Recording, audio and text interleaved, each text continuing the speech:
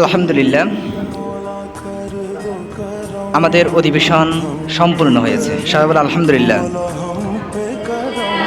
তো শেষে যে বক্তৃতা দিয়েছেন মোহাম্মদ নুরুল ইসলাম, তিনি বক্তৃতা দিয়েছেন যে আল্লাহ তাআলা আদম আলাইহিস সালাম সৃষ্টি কেন করলেন এই বিষয়ে বক্তৃতা দিয়েছেন। তিনি একটি আয়াতে কারিমা বলেছেন, ওয়াইয ক্বালা রাব্বুকা লিল মালাইকাতি ইন্নী জাইলুন ফিল আরদি খলিফা।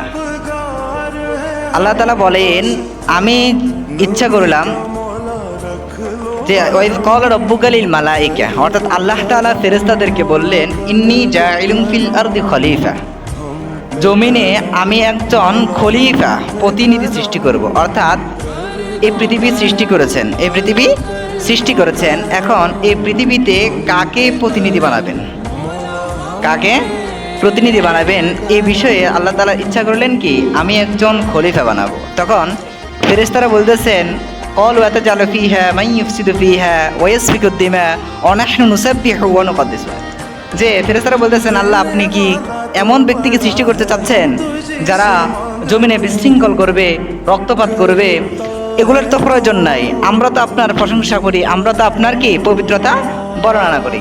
তখন আল্লাহ তাআলা বলেন, ক্বালা ইন্নী আ'লামু মা লা তা'লামুন, আল্লাহ তাআলা বলেন নিঃসন্দেহে আমি যা জানি তোমরা তা জানো না।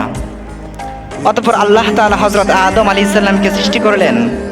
করার পরে আদম আলাইহিস সালামকে আল্লাহ তাআলা জান্নাতের সমস্ত কিছুর নাম শিখালেন, যে কোনো জিনিস দেখালেন, সব কিছুর জিনিসের নাম শিখালেন। ওয়া আল্লামা আদম আল আসমাআ কুল্লাহা সুম্মা আরাদাহুম আলাল মালাইকা, অর্থাৎ তিনি সমস্ত জান্নাতের সমস্ত জিনিসের নাম হযরত আদম আলাইহিস সালামকে কি শিক্ষা দিলেন। শিখানোর পরে তিনি ফেরেশতাদেরকে ডাক দিলেন, সমস্ত ফেরেশতাদেরকে ডাক দিলেন, ডাক দিয়ে বললেন, হে ফেরেশতারা তোমরা বলো এই জিনিসগুলোর নাম বলো দেখি। তখন ফেরেশতারা বলতেছেন, ক্বালু সুবহানাকা লা ইলমা লানা ইল্লা মা আল্লামতানা ইন্নাকা আনতাল আলিমুল হাকীম। ফেরেশতারা বলতেছে, হে আল্লাহ আপনার পবিত্রতা বর্ণনা করছি যে এই এলেমগুলার জ্ঞান আমাদের নাই, লা ইলমা লানা, যে আমাদের এই বিষয়ে আমাদের কোনো কি নাই, জ্ঞান নাই, আমাদের কোনো এলেম নাই। সুতরাং আপনি আমাদেরকে যা শিখে দিয়েছেন আমরা ওটাই পারি, আপনিই তো কি মহাপ্রজ্ঞাবান, মহাপ্রজ্ঞাবান। অতঃপর আল্লাহ তাআলা আদম আলাইহিস সালামকে বললেন, হে আদম তুমি এই জিনিসগুলোর নাম বলো দেখি। তখন আদম আলাইহিস সালাম এক এক করে সমস্ত জিনিসের নাম বলে দিলেন। সুবহানাল্লাহ। আল্লাহ তাআলা খুশি হয়ে কি বললেন, ওয়াইদ কুল্লা লিল মালাইকাতি ইসজুদু লি আদম ফাসাজাদু ইল্লা ইবলিস। তখন আল্লাহ তাআলা আদমের এই গুণ দেখে বললেন, হে ফেরেশতারা তোমরা সবাই আদমকে সিজদা করো, তোমরা সবাই আদমকে সিজদা করো। সমস্ত ফেরেশতারা সিজদা করলো, কিন্তু ইবলিস ছাড়া, শয়তান ছাড়া, ইল্লা ইবলিস, সে সিজদা করে নাই। অতঃপর আল্লাহ তাআলা তাকে কি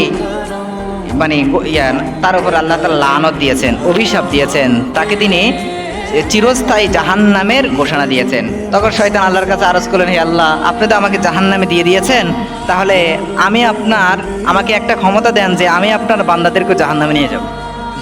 তখন আল্লাহ তাআলা বললেন যে তুমি পারবে না, তুমি আমার বান্দাদেরকে জাহান্নামে নিতে পারবে না, যে তুমি আমার বান্দাদেরকে ধোঁকা দিবে, আর আমার বান্দারা যদি আমাকে ডাকে একবার আমি তাদেরকে ক্ষমা করে দেব, আমি তাদেরকে কি করে দিব, ক্ষমা করে দেব, কারণ আমি তো জান্নাতটা তৈরি করেছি তাদের জন্য। তবে হ্যাঁ, যারা তোমার অনুসরণ করবে আমি তাদেরকে তোমার সাথে জাহান্নামে নিক্ষেপ করব। কথা বলছেন। অতঃপর আল্লাহ তাআলা, মূলত আল্লাহ তাআলার ইচ্ছাই সবকিছু, আল্লাহ তাআলার ইচ্ছায় শয়তান সিজদা কেন করে না এটা আল্লাহ তাআলা আগে থেকে জানেন, আগে থেকেই জানেন, তিনি জেনে শুনেই সব কিছু কি সৃষ্টি করেছেন।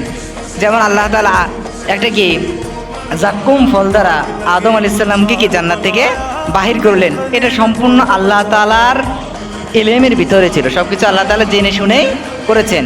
কিন্তু একটা সিস্টেম কি করেছেন, অবলম্বন করেছেন, একটা সিস্টেম অবলম্বন করেছেন। যে সেই সিস্টেমটা কি, যে শয়তানের মাধ্যমে ওই জাক্কুম ফলটা খাওয়ানো হয়েছে, যে আদম আলাইহিস সালামকে কি ওই জাক্কুম ফলটা খাওয়ানো হয়েছে। জাক্কুম ফলটা খাওয়ানোর পরে একটা যে তাদের ভিতরে তাদের ভাষা পায়খানা কি অব্যাহত শুরু হলো, তখন কি আল্লাহ তাআলা তাদেরকে জান্নাত থেকে বাইর করে দিলেন, অর্থাৎ পৃথিবীতে পাঠিয়ে দিলেন। তিনি তো আদম আলাইহিস সালামকে মূলত সৃষ্টি করেছেন পৃথিবীতেই পাঠানোর জন্য, কারণ তিনি তো আগেই বলেছেন যে আমি পৃথিবীতে একজন প্রতিনিধি বানাবো, খলিফা বানাবো। তো আল্লাহ তাআলা তো কি সব কিছু আল্লাহ তাআলার এলেমে আছেন। তো এই নূর ইসলাম যে আদম আলাইহিস সালামকে সৃষ্টি কেন করলেন, করার পরে কি করলেন, এই বিষয়ে তিনি কি আলোচনা করেছেন। তো চমৎকারভাবে আলোচনা করেছেন। আমরা ওই আলোচনা থেকে যা কিছু শিখছি ওই শিখার উপর আমরা চর্চা করবো ইনশাআল্লাহ।